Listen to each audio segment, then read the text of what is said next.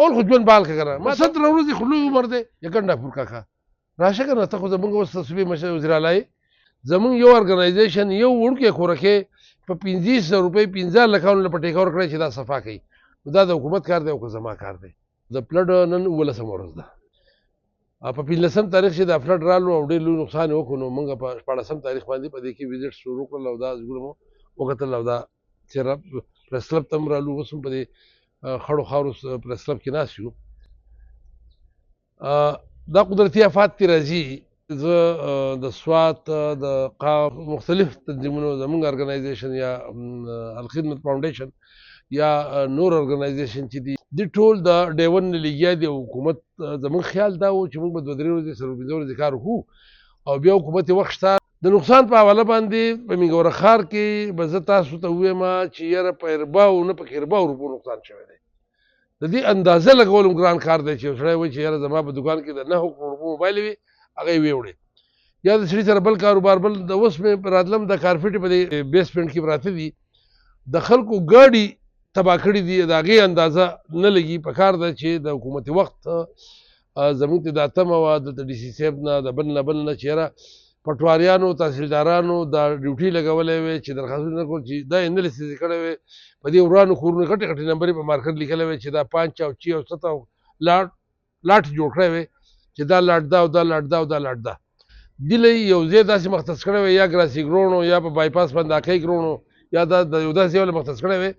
او دا خلکو ته ویلی وی چې پلانې محله پلانې ځای ته شپ شي پلانې محله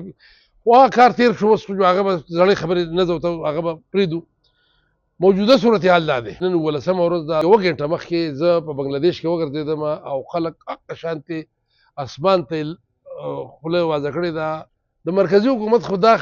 بېګای چې ته د دې علاقې بجلي بال کړې ده نو د هغې سره چې سړکه ټکې اوبه راغلي دي اوس نکاس نشته نکاس د ټیمې کار دی د WSSP کار دی په کار دی چې دوی ته یو محله کلیر کړي او دا نکاس ادا کړي بل په دې خوړ راتېر شو دا خلک ملبې راوړي په دې خوړ کې غورځوي اسمان کې وریځې ګرځي دا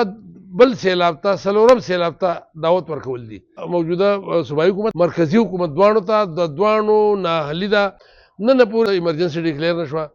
په کار ده چې دې خلکو پسې په دې میاشت کې هم بیل نه راغلي یوټیلیټیز بیل راځي ایمرجنسي چې نافظ شي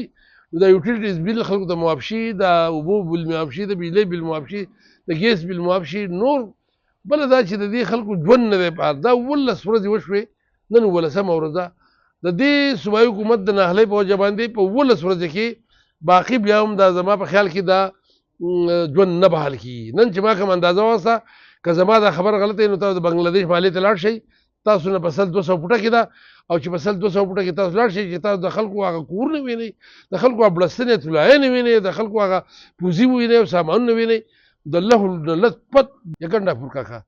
راشه که نه ته خو زموږ اوس صوبې مشر وزیر اعلی دا د سوات دی پیغام زموږ د خپل وروڼو ته درخواست کوم چې لکه وروڼو تاسو څه کردار دی تاسو خو اته پیغانې دا حلقه وویشئ زر فوټه به یې ورسي یو MP او ډیوټي کوي دا کوم چې افیکټډ ایریا ده دې له دا 3 مینګان او 8 پیغان او داسې ورسره که نور دا میر صاحب ورسره یو ودکې کې او داسې چرمینان کې زما په خیال کې دا ټوله احاطه چې دا کړې نو 100 فوټه یې نه رسېده